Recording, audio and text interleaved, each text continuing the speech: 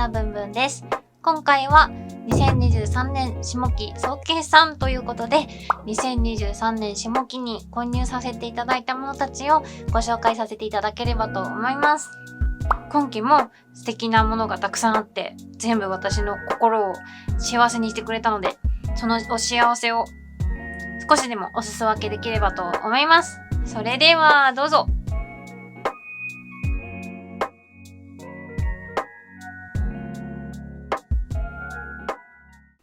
まず最初、こちらは7月にウィングさんで購入させていただいた夏物のお着物と帯になります。まずこちらのヒッタ柄のお着物なんですが、もう色合いがすごくないですか？このビビッドな感じが、せっかくだから今まで持ってないようなお着物を購入させていただこうと思って購入させていただきました。派手すぎるかなと思ったんですけど、着るとやっぱりそうでもないように感じる着物のあるあるがありまして、すごい面白い感じになっちゃったなどうしよう。ちょっと自慢にします。どうでしょうか。羽織った感じ、なんか黄色が結構優しいイメージかなって思いました。こんな感じです。お袖はね、結構長めなのですごい気に入っております。やっぱりアンティークはお袖が長くてなんぼだなと思っておるので。で、これはこの帯合わせてもすごく可愛いと思います。これは竜の帯、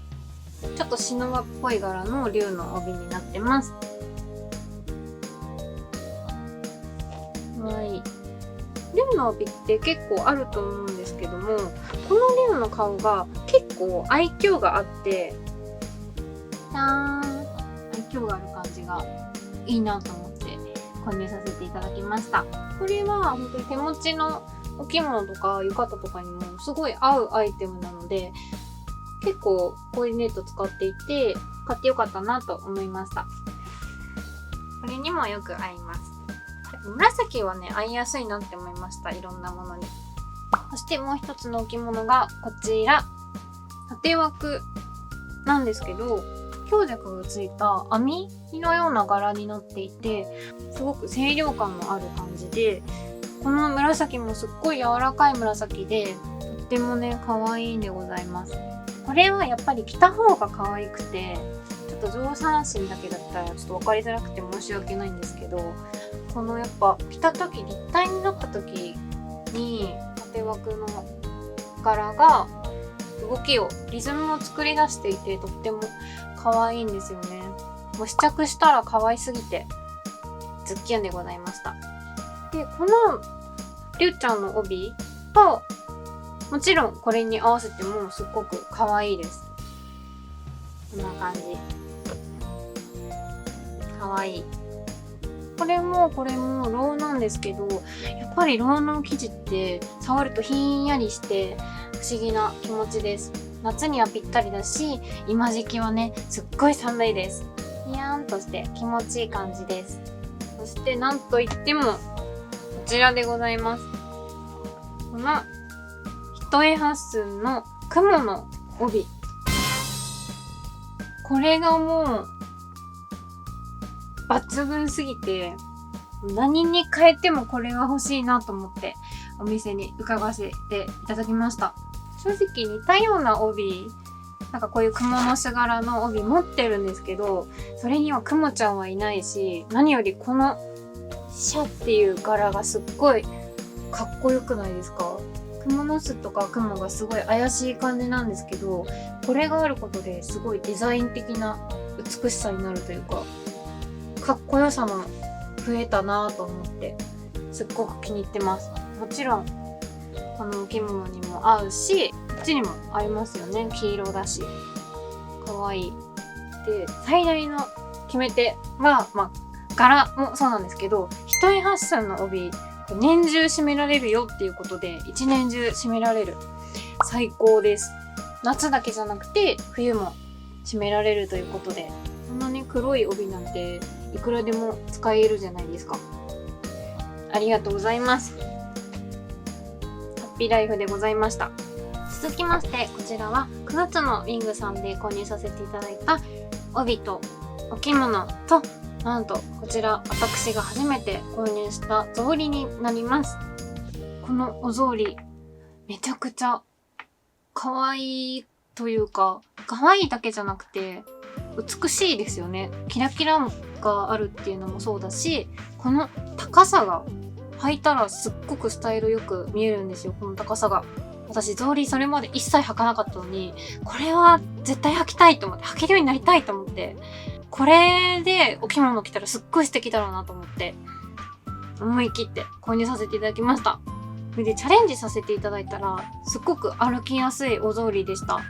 傾斜が少ないのが良かったんじゃないかなと思っていて、あとこの形が結構広い、細くなってないのも安定感がある一因かなと思っております。このおかげで私は草履への第一歩を踏み出せました。めちゃくちゃ感謝のお草履であります。そしてこちらがもうマネキン買いでございました。なんと天使ちゃんのお着物になります。天使ちゃん、天使ちゃん。結構このオレンジの色合いが珍しくて、私にしてはオレンジでなかなか似合う色を見つけられなくて、今まで全然持ってなかったんですが、ちょっと黄身が柔らかいというか、ちょっと赤みが強いのが良かったのかなと思っております。何よりこの天使ちゃん柄、とっても可愛いですし、天使ちゃんが。サイズもかなりあって、確か160よりあったような気もしています。で、もちろんすっごく綺麗なので、うわ、いいな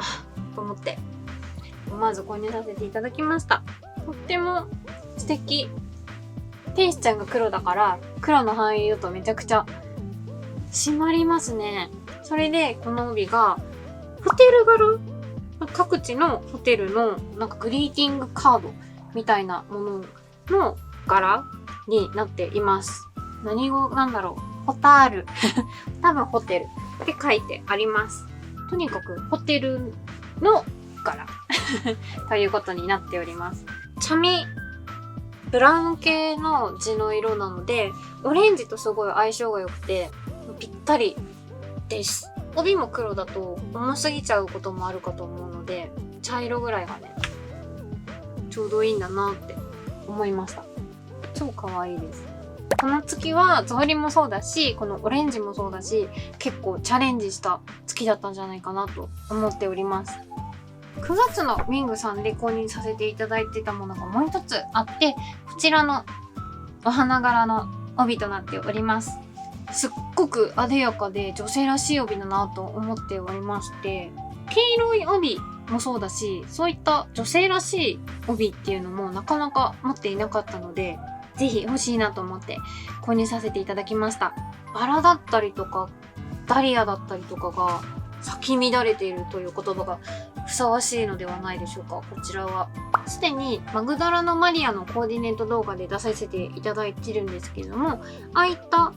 ちょっとダークなお着物にも合いますし、例えばですけどブラウン系に合わせても黄色なので合うと思いますし、例えば真っ赤なお着物とかに合わせても赤みが入っているので合うかなと思います。黒が入ってることもあって、意外とこれだけ派手でもいろんな着物に合わせやすいんじゃないかなと思っております。続きまして、こちらは9月のお散歩着物で購入させていただいたお着物と帯でございます。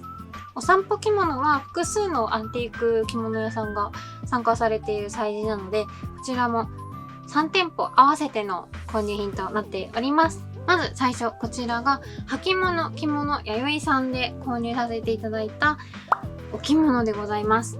これは付け下げかな、裾の模様になっていて、この見てくださいまし、大胆なこの菊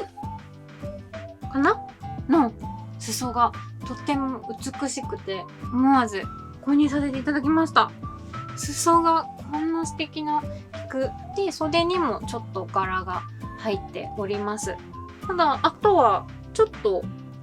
銀糸が縦にこうパーってここは入っております。で、憧れのやはり赤の着物、柄が大きくはあるんですけれども、裾に集中してパンと大きく入ってる形なので、ほぼ赤無地自問はあるんですけど、こんなに素直に赤の着物、なかなかないぞと思って。ザ赤みたいなお着物って私持ってなかったので、ついつい購入させていただきました。赤と黒、この黒の範囲に赤の着物だとめちゃくちゃ締まりますね。ちょっと裾をお見せできないんですけど、やっぱりこの銀の糸がピャーって通ってるのがすごくいい感じだなと思います。これがあるのとないのですごい全然違うと思うので嬉しいです。そしてお次がこちら、暮らし屋さんで購入させていただいた、なんとクモの巣柄のお着物でございます。そしてなんとなんですが、こちらのお着物、吉田屋さんのお着物ブック、羊で吉田屋さんが実際に着られていたお着物なんですって。びっくりでございます。じゃん、こここのお着物は確かアンティークではなくてセミアンティークとか現代とかそういう感じだったと思います。クモの巣が結構淡い感じで入っていて、地紋が結構細かい柄なので、それに結構埋もれてる感じでクモの巣が描かれています。クモの巣っていうモチーフが結構ダークな感じとかに寄りがちかなと思うんですけど、これぐらいさりげない感じだとシックな感じにも着られるかなと思って購入させていただきました。黒なのでね、何でも合うと思いますし、今黒になっちゃってるんですけれども、見えますでしょうか。この地紋がとってもキラキラして見えます。そしてさりげなくクモの巣が入ってるという感じで、すごく上品な感じに見えるんじゃないかなと思います。なんとこのお着物、はっかけも真っ黒でして、これを作った人は相当イケイケな人だったんだろうなと思ってます。会ってみたいですね。相当かっこいい人だったんだろうなと思います。そしてこちらがまたウィングさんで購入させていただいたお着物と帯でございます。こちらもマネキン買いでございます。これがもうすごくないですか。この陳腐な言葉で言うとすっごい派手なお着物。私はこのお着物のこと虎のパンツだと思ってて、この派手さがいい。ただもうここまで来るとマジなんですよね。この派手さ。この黒地に黄色のこの細かい波かな、波の柄。それで大きくたまにこの楓、もみじかが入っているという。かわいい。首元にこの緑とドピンクが来るのがすごくいいと思っていて、お仕立てした人さすがだなと思いました。で、肩口にもこうピンクが来ていて、上半身は結構派手めな印象なんじゃないかなと思っております。そしてこれに合わせて売られたのがこちらのドキンの帯でございます。ただこれ地は緑の帯でございます。緑の上に金が乗ってて、その上に黒の葉っぱが乗ってるっていう感じです。でもこの合わせが素晴らしすぎて、やっぱりここまで迫力のある着物だと帯もこれくらい迫力のあるものを持ってきた方がまとまるなって思いました。コーディネートが。しかもどっちも活かされる。どっちがどっちを引き立てるとかじゃなくて、どっちも主役のコーディネートだなって思いました。この虎のパンツ、私すっごい気に入ってて、本当に出会えてよかったなって思いました。そしてうちに来てくれてありがとう。ちゃんと綺麗なもみがついてます、袖裏とか。そしてなんとはっかけはこんなに優しい色となっております。クリームっぽいお色、ついついドピンクとか緑とか私なら入れちゃいそうになるんですけど、ここでちょっとはんなりといくところがさすがのセンスだなと思っております。でここにねラメが入ってたりとかして大胆でありながらもすっごい繊細なお作りになってるんですよね。この緑の方は全体的に金がかかってるんだけれども、葉脈かな、葉脈のところだけラメがなかったりとか、おしゃれは引き算ってって言いますが、本当にこれだけモリモリなのに引くとこは引いてるっていうのがすっごい粋だなと思いました。これは私おばあちゃんになっても着続けて、虎のパンツのおばあちゃんって言われるように頑張ろうと思います。続きましてこちらが9月30日、10月1日に開催された吉田羊さん主催のまとう羊で購入させていただいたアイテムたちです。私が行かせていただいたのは9月30日の一部の回だったんですが、その日すっごく暑い日で、私もその日はジョーゼットの一重を着て行かせていただきました。とはいえやはり9月の末、次の日から10月ということで、アイテムは結構しっくりめの秋冬だなっていうものを購入していたなと思います。まずこちら2023年のベストバイにも選ばせていただいたお草履でございます。ビングさんで購入させていただきました。この横のギラギラがすっごいイケてると思いませんか？薄い草履でとっても歩きやすくて重宝してる草履でございます。なぜこれを買ったかというと、最初は可愛いなー、でもこの間草履買ったしなーみたいな感じだったんですが、履いていったお草履がこちら先ほどご紹介させていただいたものなんですが、なんとこれのここ先っつぼがペロンって伸びちゃって行く途中に歩けないと思ってこちらに履き替えさせていただきました。そしてそのままお持ち帰りという感じでございます。で、これ履けるは履けたんですが、やっぱり走ったりとか災害時はちょっと私逃げ遅れるかも、この靴はちょっと置いていくことになるかもと思ってたんですが、こちらのお草履は本当に走れるし、長時間持久力あるし、本当に重宝しております。もう結構ガタが来ている。めちゃくちゃ履いてるから。やっぱりつるんとした素材じゃないのが本当によくって、上はちょっとザラザラしてるし、横も布がそのままでマットな感じというか、布の質感なので、つるんとしたものよりはやっぱりマットなものが好きなので、この質感がとっても気に入っております。このおかげでやっぱり私草履履けるって改めて強く思いまして、私の草履街道がさらに深まった草履でございます。めちゃくちゃ感謝。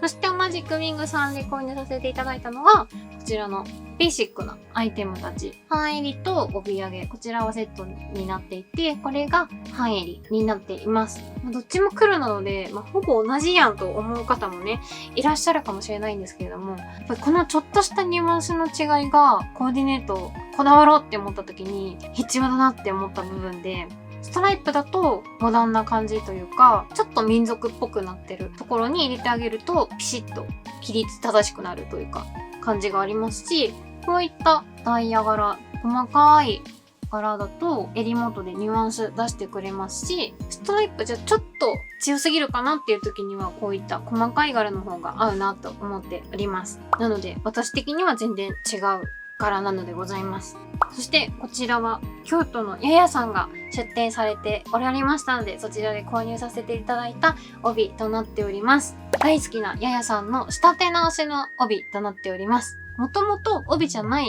生地から作られた仕立て直しの帯は、こういって刺繍の買い切り線が付けられていて、これがとってもお気に入りです。これが歌舞伎柄なんですよ。市川團十郎とか書いてあります。上りですかね。歌舞伎のモチーフはすごく和なんだけども、このデザイン性がある柄というのが和すぎないというか、モダンに寄ってるなというところがすごい気に入っていて、何より仕立て直しの帯なのですっごく締めやすいんでございます。あと羊については他で動画出させていただいているので、そちらをぜひご覧になってほしいんですが、改めて感想を言うと、着物界のお祭りみたいな感じですごく賑やかなイベントでした。行かせていただくにあたってこちらの本も購入させていただいたんですが、表紙とかもそうなんですが、かなり和洋ミックスで着られてるコーディネートが多くて、吉田羊さんのような誰もが知ってるような素敵な女優さんがそうやって自由にお着物を楽しんでいらっしゃるっていうことが、今までお着物に踏み出せなかった方だったりとか、今まで正統派ばっかりだったけど和洋ミックスもしてみたいなっていう方の勇気づけというか、着物界をバッと明るくしてくれるイベントと本だなって思いました。続きましてこちらが10月にノルマルのやや雷門様で購入させていただいた帯とお着物でございます。どこかでね、見覚えがあるかなと思った方ももしかしたらいらっしゃるかもしれません。そうでございます。丸々のやさんで和洋ミックスのコーデをご紹介するっていう動画を撮らせていただいた時に、こちらのお着物合わさせていただいて、とっても素敵だったので購入させていただきました。ありがとうございます。実はこちらの放送源のお着物は丸窓のややさんで最初に動画を撮らせていただいた時にも見ていて、その時は合わないって決めつけちゃって試着すらしなかったんですね、その時は。でもやっぱりこの柄が大好きで、この鳳凰の柄大好きすぎて、次にお店に伺いした時に試着させていただいたんですね。で、その時に、あれかわいいかもみたいな。いけるかもみたいな感じで思ってたんですけども、その時はまた諦めて、もう3度目の正直で購入させていただきました。約1年粘ったから、もう買おうと思って。で、その時にはすでに浅草ライオン百貨店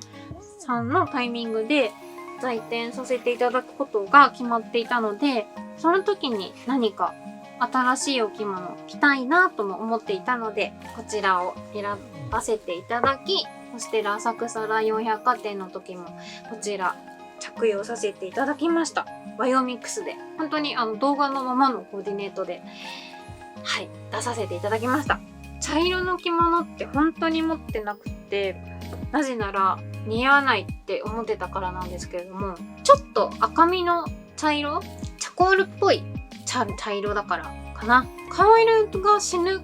ほどではないかもと思って、あとやっぱりここら辺のはっきりした赤とか青が入ってることによっていい感じにそれが作用してるのかなとも思っております。そしてこのお着物に合わさせていただいたのがこのちんちゃんです。はい。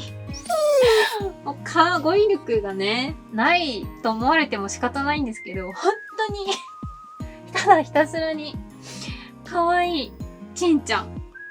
ちん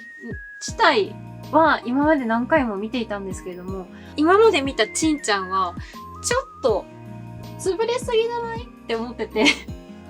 可愛いけど潰れすぎじゃないあなただと思ってたんですけども、この立体感ある刺繍で描かれたちんちゃんがすごく愛嬌があって、もうザ・ヤヤさん顔のこの可愛すぎない、ちょっとリアルで不思議な感じのお顔がとっても気に入りまして購入させていただきました。もう刺繍が素敵すぎて、こんなにモップなことありますと思って可愛い。ライオン百貨店の時とかは緑のもともと持ってたブラウスを合わせさせていただいて洋ミックスにしていました。で、今合わせると黒い襟だとこんな感じ。ちんちゃんのこの黒い毛とか、この仕立て直しの帯ならではのこの黒い縁とかが黒い襟でもいい感じにコーディネート成り立ってるかなって思います。いかがでしょうか。このちんちゃんの下の謎のこのクルンクルンっていう感じがちんちゃんの動きを表しているのか、何かマリみたいなものが飛んでいったなのか不明なんですが、とっても生き生きしててすっごくお気に入りの帯でございます。前柄の方がさらになんか目が離れてちょっと虚空を見つめているようなちんちゃんになっていて、これまた不気味さもありつつ愛嬌があっていいなと思っておりますさあ、そして浅草ライオン百貨店当日のお買い物でございます。もちろん私もお買い物させていただきました。もちろんでございます。浅草ライオン百貨店の時は前日の搬入日に動画を撮影させていただいて、夜頑張って編集してあげるっていう任務を遂行してからちょっと寝て朝一で行ってっていう計画だったんですが、見事に撃沈して寝坊しまして、もうこの帯は売り切れてるかなって思ってたんですが、なんと残っていたので遅刻しても購入させていただきました。鳥ちゃん柄の帯でございます。南国っぽい鳥ちゃんから、なんとこの帯には文鳥ちゃんがいますもう文鳥ちゃんがいるって気づいた瞬間にってなりました。もしかして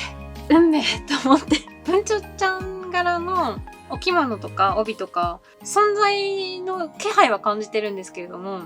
なかなか直接出会ったことがなくて、まさかこんなはっきり文鳥ちゃんだとわかる帯と出会えるとは思ってなくて、ライオン百貨店でまさか運命です。ありがとうございます。これもややさんオリジナルの仕立て直しの帯でして、この周りについてる黄色がなかなか私の持ってないエキゾチックな感じでチャームポイントであり、私にとってはチャレンジポイントだなと思っております。何よりこの柄がね、柄を見ていただければもう私から特段言うべきことはないかなと思います。こんな柄があるんですね、世の中には。特にスタッフさんと盛り上がったのがこのひょっこりはん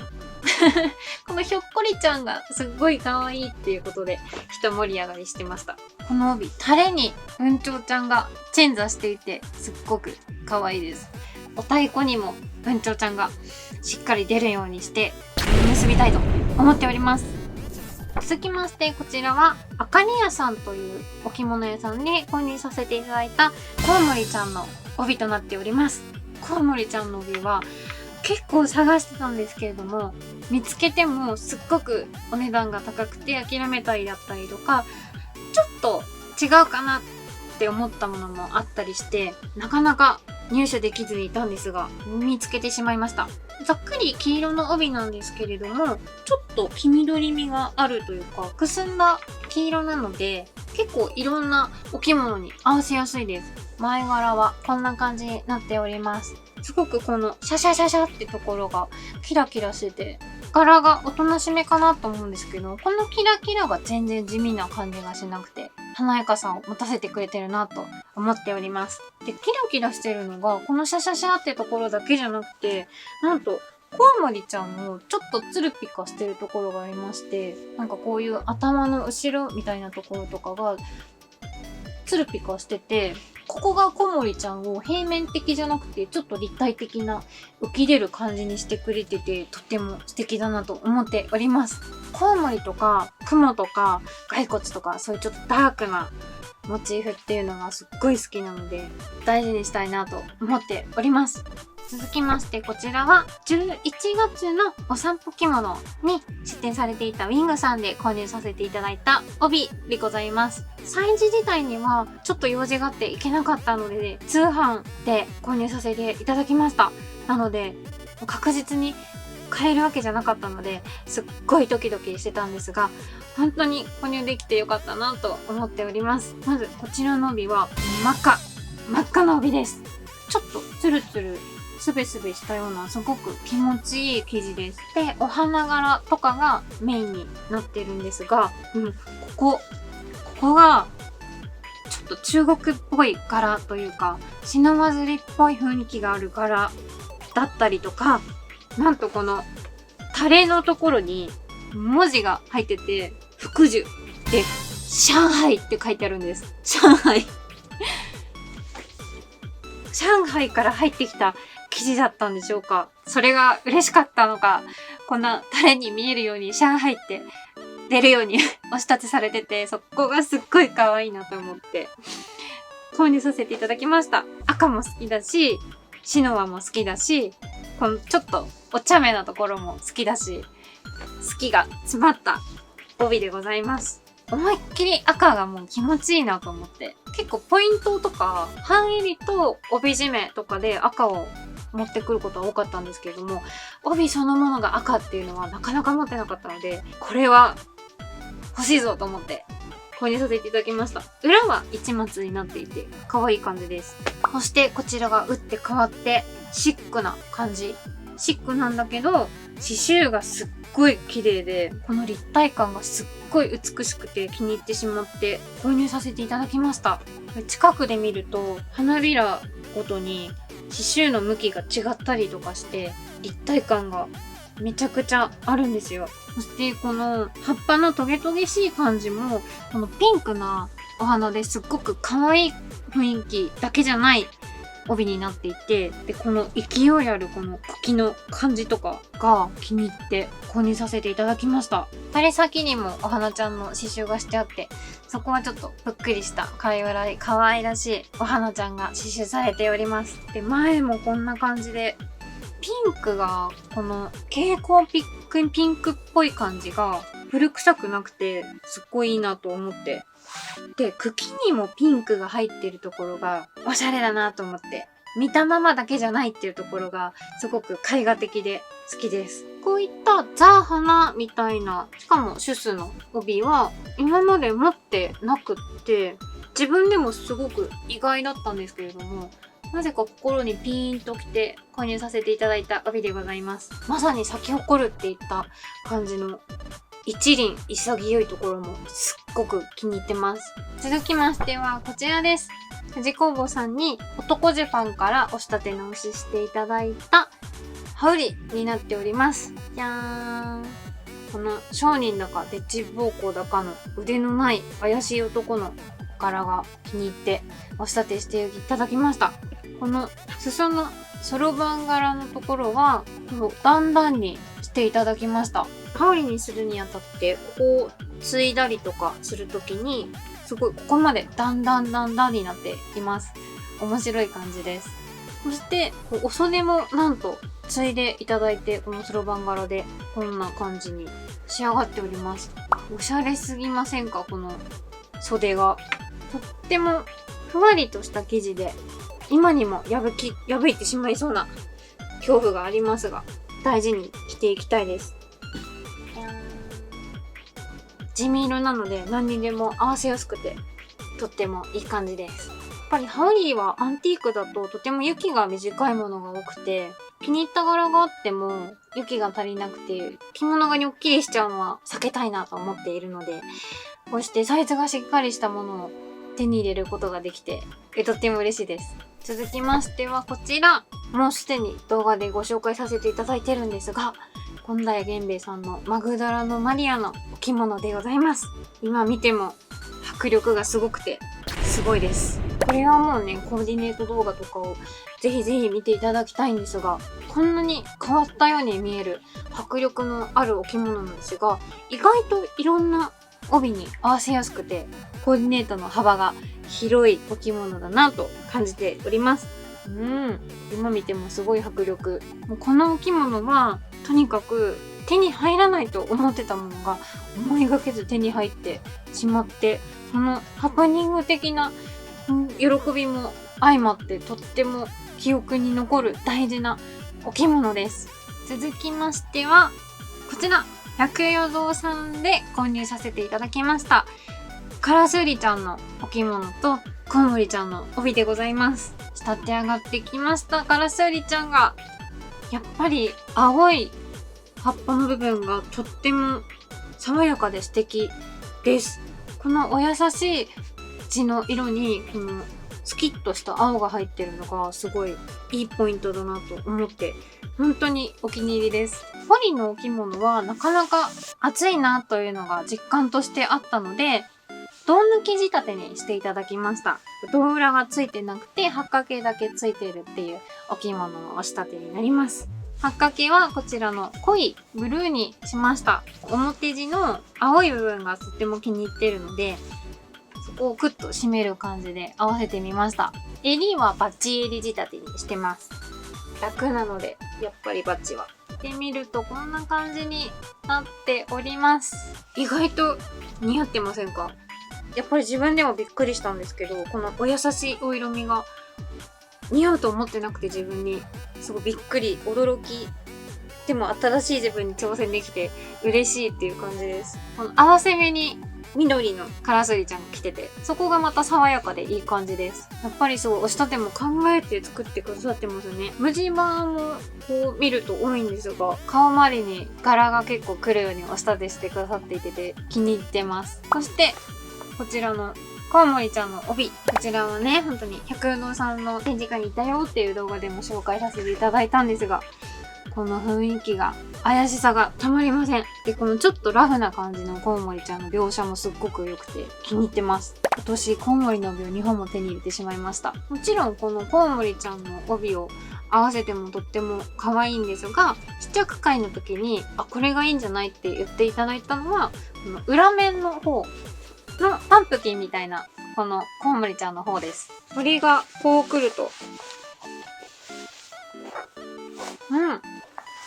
今見ても可愛い。地の色が結構暗めの色で、はっきりした柄ではあるんですけれども、その中の色が結構お優しいお色味なので、この着物のお優しい雰囲気と合ってるのかなって思ってます。百葉堂さんはもう結構毎シーズン購入させていただいてくるくらいもうハマってるんですが、本当にポリでこんなアンティークの雰囲気が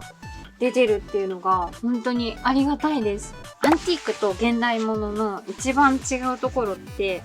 素材もあるんですけど、色味だなと思っていて、アンティークのお色味って派手なお色使いだったとしても、年月が経ってることによって結構落ち着いたものとかが多くて、現代物だとやっぱり新しいものですし、染料とかも結構化学染料が発達してどんな色でも表現できるようになっているので、やっぱりちょっとピカーっとした印象があるんですよね。なのでちょっとアンティーク好きからすると現代物はちょっとピカピカしすぎてるかもみたいなことを思うことも多いんですが、百葉堂さんはしっかりポリの現代物ではあるんですけれども、お色味とか柄の雰囲気とかが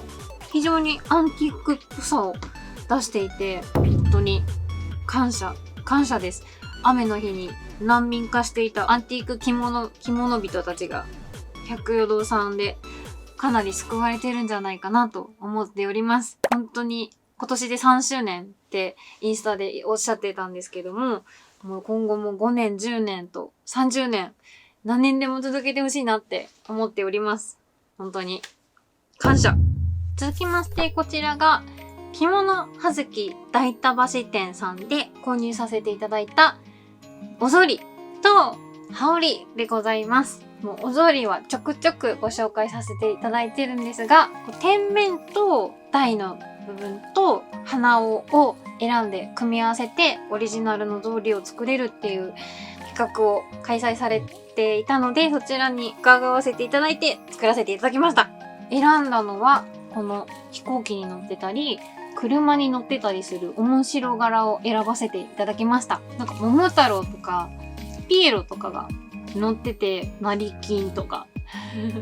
すごくユニークな生地でした。それにこちらも鼻緒も多分面白柄から作られたもので、ちょっと日本語とか夕焼け小焼けとか結んで開いてとか文字が入っているものを選びました。色合いも合ってるかなと思ったのでいかがでしょうか。そして横は初めてエナメルのものを選んでみました。この天面とか鼻緒の雰囲気からちょっと緑とか青とかそういうくすんだ色を選んでみました。メインはこの天面かなと思っています。天面ちゃんが主役っていう感じです。で、エナメルの草履は本当に初めてだったのでどんなのかなって思ってたんですけど、ちょっとまだ部屋の中でしか履いてないんですけども、ちょっと滑るかなって思ってます。エナメルじゃないこの滑りにくい感じの草履とかと比べるとちょっと滑って私だと足がちょっと落ちてしまって、それに伴って足首がちょっとこうぐねっていってしまう感じがあって、外に入っていくのをちょっとだけ躊躇してる草履であります。ただ私が履いてるのが旅ソックスとかなので、もうちょっと裏が滑らないようなちゃんとした旅とかを探して、それで合わせて履いてみたいなって思ってます。そしてこちらがなんと羽織、黒い羽織なんですが、なんとこちら背中にクモの巣があるんです。細い糸でクモの巣が刺繍されていて、うわぁ、なんてことだと思いました。本当にこんな技術がすごい。カエデの葉っぱがあって、ちょっとこの紅葉してる感じがね、やっぱり秋かなって思ってるんですけど、まあいいかな。冬着てもって思ってます。これは私がこのお草履を作りに行った時に着物を着て行ったんですけれども、その時の多分格好を見て、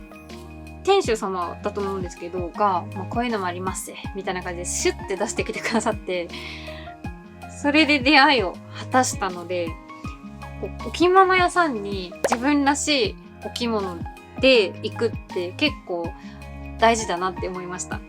普段どういうの着るのかなとかも分かりやすいですし、それでおすすめしてくれたりして、こういう素敵なものに出会えたりするので、いいなって思いました。裏はこんな感じになってます。ザ・バって感じです。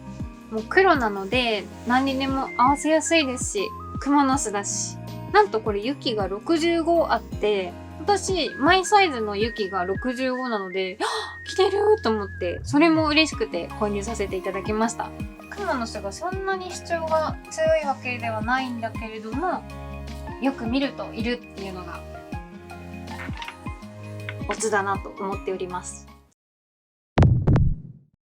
2023年下期総決算、お買い物品紹介、ついに最後となりました。長かった。長すぎて正直今若干息切れしてます。こちらはもうラストにふさわしい大物でございます。それではオープン。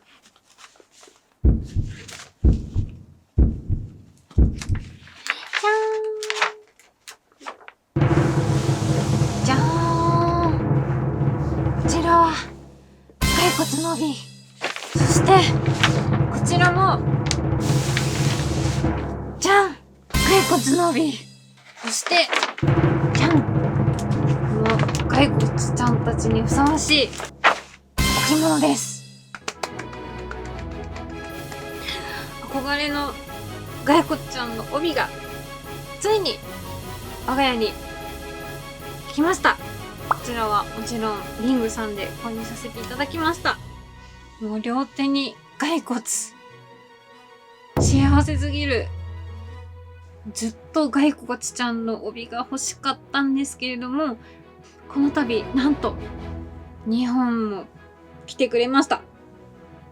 迷いました。正直すっごい迷って、正直にそんなにお安いものでもないですし、ただもう本当にもう出会えないし、骸骨の帯はもうこれでコンプリートでいいなって思うくらいのものだったので、思い切って両方買わせていただきました。もう本当に満足です。こちらは相撲を取ってる骸骨ちゃんたち。相撲を取ってます。この2人がもう取り組みをしていて、行司さんが取り組みをね、仕切ってるっていう。面白すぎる。なかなかこのボディまで描かれてる骸骨ちゃんって少ないなと思っていて、頭部だけの骸骨ちゃんが多いなって思ってたので、このボディまである。しかも相撲までしてる。面白すぎる。骸骨ってモチーフだけでかなりの魅力ではあるんですけれども、さらにそれが面白さも兼ね備えてるっていうのが本当に素敵で、もううまく言えないんですけど私の骸骨人生これで終わってもいいと思ったので買わせていただきました。グレーの部分が青っぽいのもすごいよくって、多分またこれもジェバンジから押し立て直しされたものなんですけれども、ジェバンの色って結構黄みが強いものが多いなって思ってたんですが、これがね青みなので、すごい私青み好きなのですっごく気に入ってます。そしてお次がこちら、積み上がっております。骸骨ちゃんたちがこんな積み上がってるの見たことありますか？初めて見ました。私は面白い。本当にこれはなんだか黄泉の国とかなのかなって個人的には思ってますね。地獄とか。リングさんは確か戦場の後だったりもするのかなっていうことをおっしゃってました。確かにもう滅んでしまった村とかの跡地とかにねありそうな感じですよね。戦国時代の匂いがします。これも骸骨っていうモチーフももちろんそうだし、面白さがやっぱりあって、そこがとても気に入りました。でまた骸骨がね、絵がうまいんですよ。この絵のタッチが個人的にすごい好きなタイプのタッチで、本当にお上手。本当にお上手な方が描かれたんだなっていう、この骸骨の山ですね。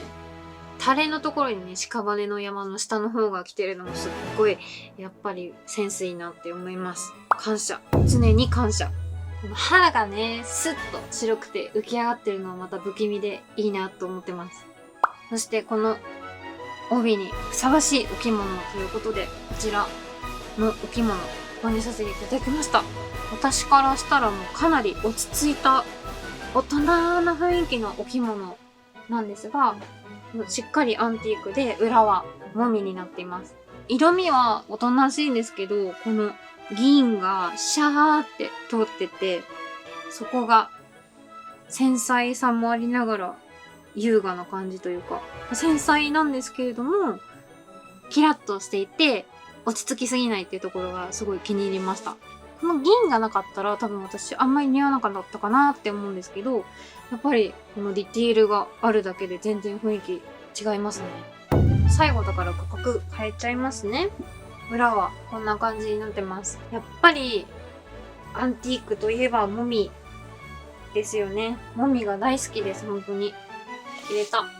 ちょっとこの部屋めっちゃ寒いんでヒートテック見えてて台無しで申し訳ないですね。ちょっと見えないことにしてほしい。よいしょ。そしてこの帯。おー、いかがですか？もうパッと見はもう着物も帯も同じような色で地味かなって思いつつ、このよく見たら全然地味じゃない屍が山になっている。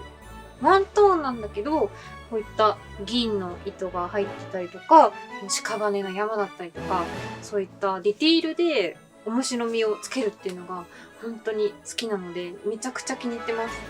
もちろん帯揚げね、でこういった差し色してもすごい映えると思うし、コーディネートは無限大だなって思います。そしてこちらも、こ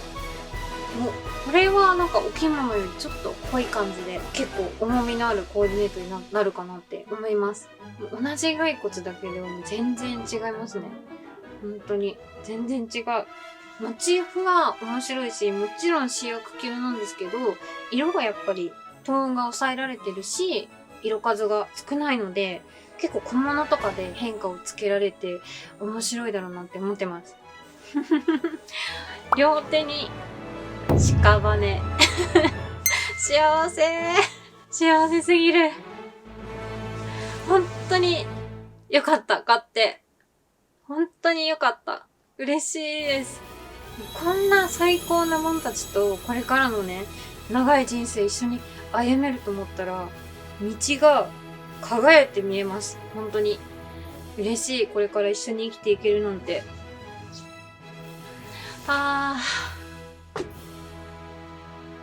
幸せ。ということで、2023年下期の総決算お届けさせていただきました。本当に大満足の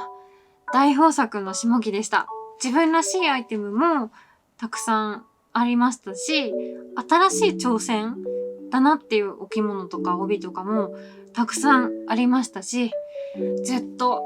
憧れてたアイテムも手に入れることができたりとか、本当に生きててよかったなっていう感じです。そしてもちろんお着物とか帯っていうのは着て楽しめるっていう、着てなんぼっていうところがあるので、これからこんな素敵なアイテムたちを見つけられることがとっても楽しみです。今回紹介させていただいたアイテムたちを使ってコーディネートの動画とかたくさん出したいなと思っているので、ぜひよかったらチャンネル登録お願いいたします。インスタグラムもぜひフォローお願いいたします。グッドマークもお待ちしております。何卒よろしくお願いいたします。コメントもお待ちしてます。それでは今回の動画は以上で終了となります。皆様、良いお着物ライフを。